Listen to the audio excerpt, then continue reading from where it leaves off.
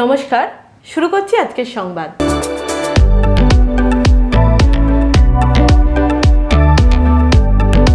পূর্ব বর্ধমান জেলার খণ্ডঘোষ ব্লকের উকৃত অঞ্চলের সরঙ্গা হাই স্কুলে অনুষ্ঠিত হলো আমাদের পাড়া আমাদের সমাধান কর্মসূচি।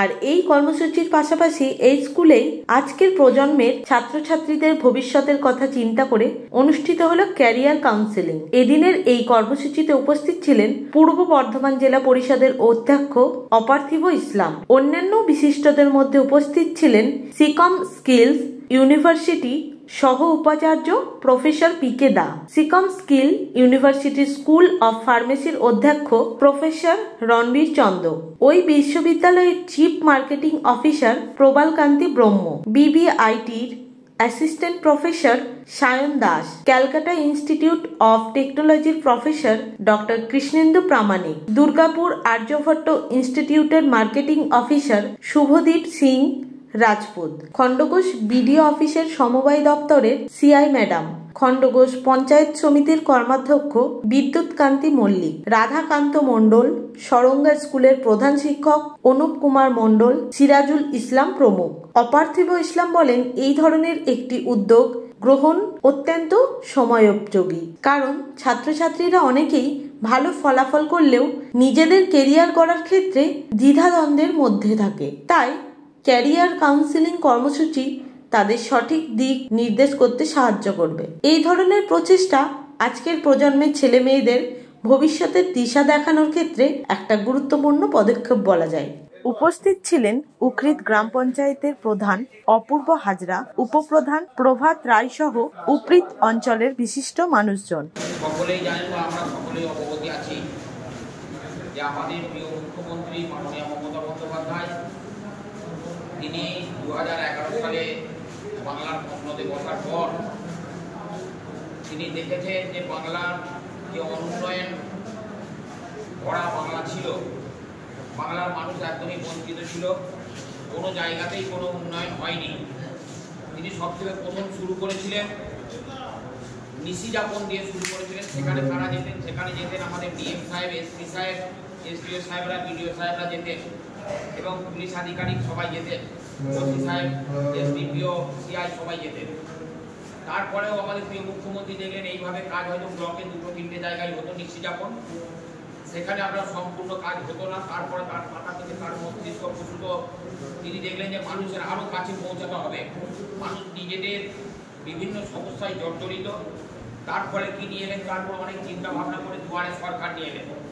আমরা দেখেছি দুয়ারে সরকারের মাধ্যম দিয়ে আমাদের নিজেদের যে সামাজিক জীবনে যে মানে করতেও যে কাজগুলো দরকার আছে, যে সমস্যাগুলো নিজেদের ব্যক্তিগত সমস্যা, দুয়ারে সরকারে যে আমাদের সমস্ত মানুষ 100% মানুষ আমাদের ব্যক্তিগত সমস্যা মেটাবার জন্য আমরা গেছি এবং আমাদের প্রায় 80% মানুষের আমরা অনেক উপকৃত হয়েছি। সেখানে কি হয়েছে?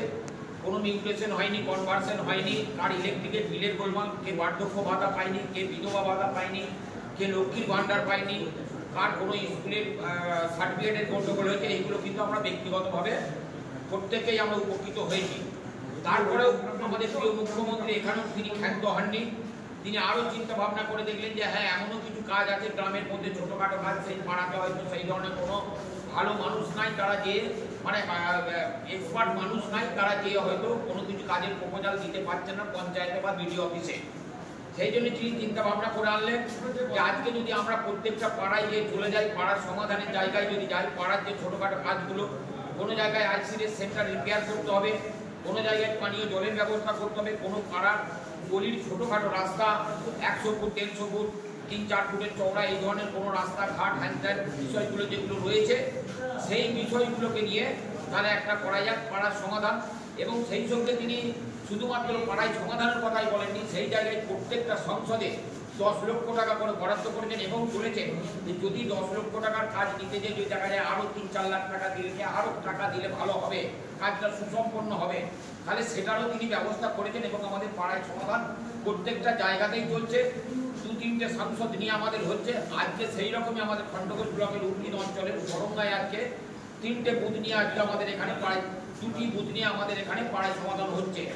এখানে আপনারা আমার এই এলাকার যারা 218 এবং 219, সেই 218-19-এর যারা আমাদের শুভবুদ্ধি সম্পন্ন মানুষ আছেন, এই গ্রামের বাসিন্দা, স্থায়ী বাসিন্দারা রয়েছে, তাদের যেসব সমাধানগুলো আছে সেই সমাধানগুলো তো হবে। তাছাড়াও আমি দেখতে পাচ্ছি আরও ব্যক্তিগত সমাধানগুলো, ঠিক পুরো আপনার যে দুয়ারে সরকারের জায়গাটাও এখানে আমাদের প্রিয় মুখ্যমন্ত্রী বলছিলেন। সেই জন্য আমাদের সরকারি যারা স্টাফ আছেন, বিডিও অফিসার বলুন, আমাদের পঞ্চায়েতে বলুন, বিভিন্ন আধিকারিকরা, তারাও কিন্তু আজকে ছুটির দিন হলেও তারা দেখেছি শনি রবিবারও তারা কাজ করেন। কাজ করে আমাদের প্রিয় মুখ্যমন্ত্রীর সমস্ত পরিকল্পনাকে বাস্তবায়িত করেন। নমস্কার, আমি সুকান্ত প্রামাণিক, স্টেট কার্ড নিউজ রুম থেকে বলছি।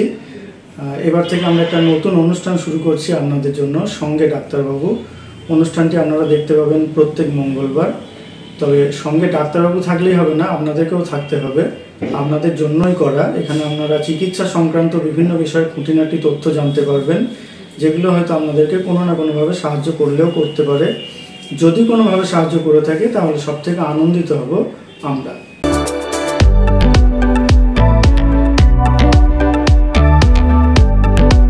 আজকের সংবাদ এই পর্যন্ত। নমস্কার।